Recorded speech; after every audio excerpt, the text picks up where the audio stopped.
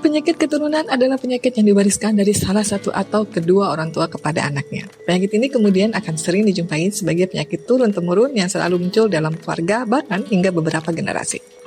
Karena asal-usulnya yang berasal dari mutasi genetik yang tidak sempurna, penyakit ini mungkin pada akhirnya tidak bisa dicegah. Namun, kamu harus mengenali macam-macam penyakit keturunan untuk memperkecil resiko buruknya. Lalu, penyakit keturunan apa saja ya yang patut kamu dan anggota keluarga waspadai?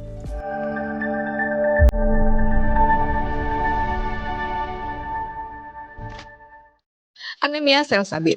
Anemia sel sabit atau sickle cell anemia adalah kelainan genetik yang menyebabkan sel darah merah menjadi berbentuk sabit dan lebih kaku.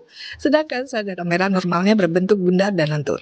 Kekakuan sel darah merah ini dapat menyebabkan penyumbatan pembuluh darah kecil dan akan menghambat distribusi oksigen ke seluruh tubuh. Hemofilia. Hemofilia merupakan penyakit keturunan di mana darah sulit membeku akibat kurangnya protein pembentuk faktor pembekuan darah. Meski belum bisa disembuhkan, penderita hemofilia dapat beraktivitas secara normal dengan mencegah terjadinya luka dan melakukan pemeriksaan rutin ke dokter. Thalassemia.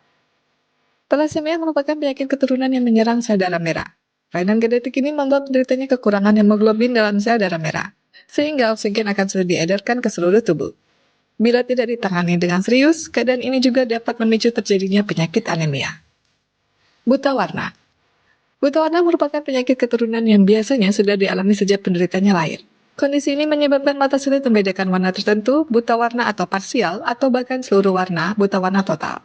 Sebab sel saraf yang bereaksi terhadap pigmen warna tidak berfungsi. Stroke. Stroke merupakan kerusakan sel-sel otak akibat gangguan suplai darah karena penyumbatan atau stroke iskemik, ataupun pecahnya pembuluh darah stroke hemoragik. Stroke termasuk dalam kondisi gawat darurat dan perlu ditangani secepatnya. Penanganan yang cepat dan tepat bisa memperkecil tingkat kerusakan otak demi menghindari komplikasi lain. Penyakit jantung, arteri koroner. Penyakit jantung koroner atau arteri koroner merupakan kondisi ketika pembuluh darah di jantung mengalami penyempitan. Keadaan ini menyebabkan aliran darah ke seluruh tubuh terhambat dan bisa mengakibatkan nyeri dada, sesak nafas, lemas, bahkan hingga pingsan. Gaya hidup sehat bisa menjadi langkah pencegahan yang baik untuk penyakit ini. Penyakit Huntington. Penyakit Huntington adalah kelainan pada gen yang mengendalikan produksi protein di dalam otak. Kelainan ini berakibat pada rusaknya sel-sel saraf di otak. Akhirnya, gerakan, pikiran, serta emosi penderita menjadi terganggu. Penyakit ini hanya bisa diturunkan dari kedua orang tua dengan kondisi yang sama. Fibrosis kistik. Fibrosis kistik disebabkan oleh mutasi pada gen yang mengatur aliran cairan dan garam di dalam sel. Dampaknya adalah pengentalan lendir, keringat, maupun cairan pencernaan. Penyakit fibrosis kistik biasanya diturunkan dari kedua orang tua penderitanya. Tay-Sachs. Penyakit Tay-Sachs adalah penyakit keturunan akibat gangguan pada sistem saraf pusat. Cacat gen terjadi karena tidak adanya enzim pemecah lemak. Akibatnya zat lemak memenuhi otak dan susun tulang belakang sehingga menyebabkan kerusakan di organ tubuh tersebut. Diabetes tipe 1.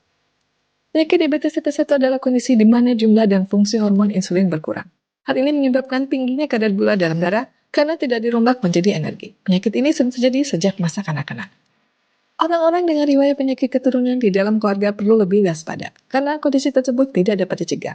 Namun, resiko penyakit keturunan tersebut dapat dikurangi untuk menghindari komplikasi lainnya. Salah satu hal yang bisa kamu lakukan untuk mengurangi resiko penyakit keturunan ini adalah dengan menerapkan pola hidup yang sehat.